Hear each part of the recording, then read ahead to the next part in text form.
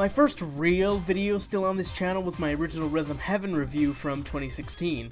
Though it's very rough around the edges, it laid the groundwork for what would be the basis of my channel in the coming years, and I consider it to be a landmark video in my catalog, especially considering it's the only review of the game on YouTube by a content creator. I mean, there's Jimmy Wetzel's review, but I kinda hate him. Now, it only makes logical sense that I would go on to do a review of the game's sequel released in 2011, Rhythm Heaven Fever, otherwise known as otherwise known as Mina no Rhythm Tengoku in Japan, and Beat the Rhythm Paradise in Europe, is a rhythm minigame compilation similar to WarioWare. In this installment, you press the A and B buttons of the Wii Remote to the beat of various songs produced by Sunku.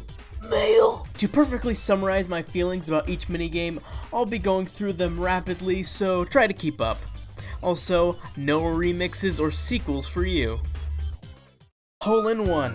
Hole in your ass. For a beginning stage, this is excellent in easing players to the flow of the game and what they should expect.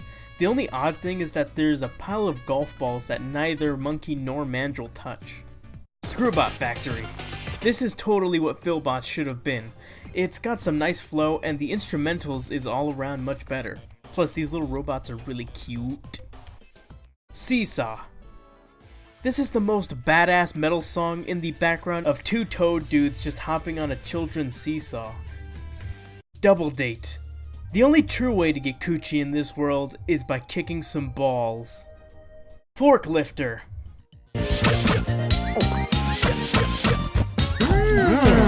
Hamburger. Tambourine.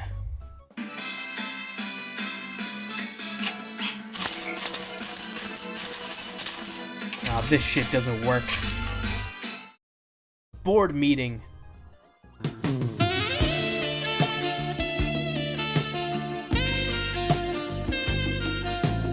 Monkey Watch. I'm just gonna say it. Screw this stage. It is such a pain to get a superb on given its very sensitive rhythm and the sheer amount of inputs you have to put in, which is basically every beat and some offbeats, kinda like Lockstep except not as interesting. Working Dough. Gee, this went from Pillsbury Doughboy to Transformers real quickly. Built to Scale. Miles better than the DS version of this minigame. The only problem with it is that the idea is still dull, the minigame becomes extremely rhythm sensitive when it slows down, and if you screw up one input, you miss all the remaining inputs in that set. I still don't get why this minigame is in so many Rhythm Heaven games. Air Rally. Hey, shouldn't you guys look where you're... Figure Fighter. Don't do steroids, kids. That's all I gotta say. Ringside, the best one in this game.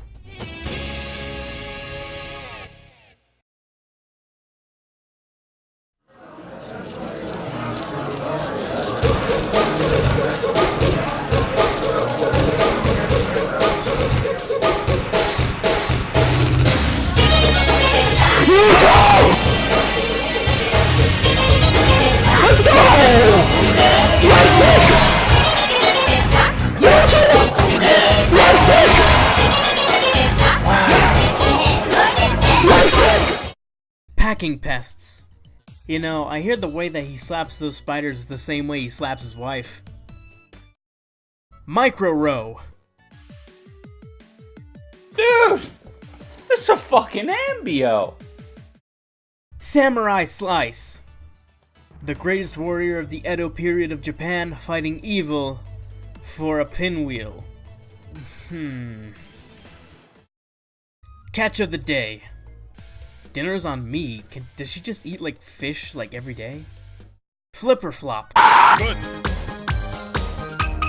Five flipper roll. 1, 2, 3, 4, 1. Exhibition match. Like, what does that mean? Like nudity?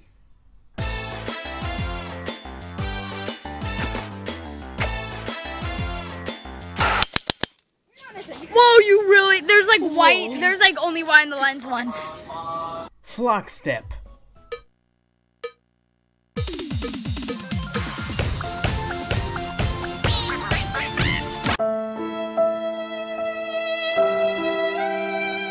Launch party. Houston, we have rhythm. This shuttle mission will launch. My God. 1 minute 15. There's been an explosion. Velocity 2900. Donk donk.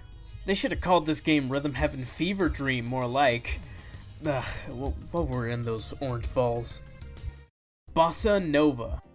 It's like Love Lizards, except more primitive and also much more smooth.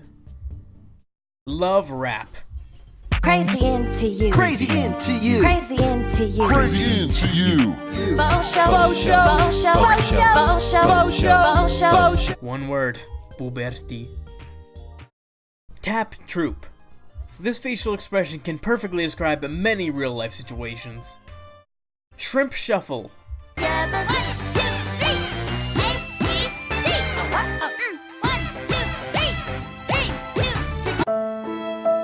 Cheerleaders. Wait a minute, if they're in a library, shouldn't they be quiet? Karate Man. Ugh!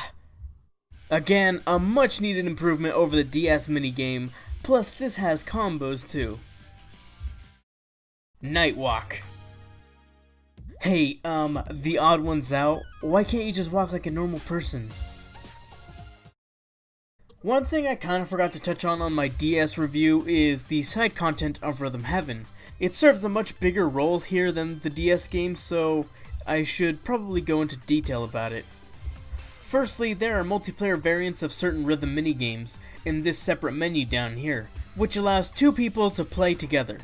I mean, of course you could just play with yourself, but, why would you?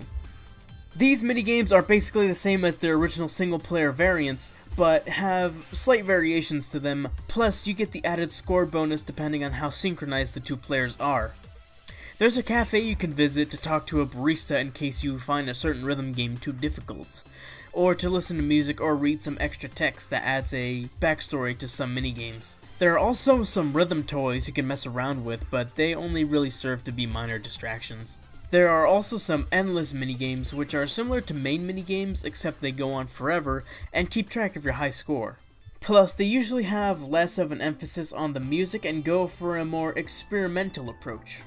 There's an endless remix that's unlocked when you get a perfect on every main minigame, which is basically impossible, so I'm not even going to touch on it. There are also some multiplayer endless games which can also be pretty entertaining.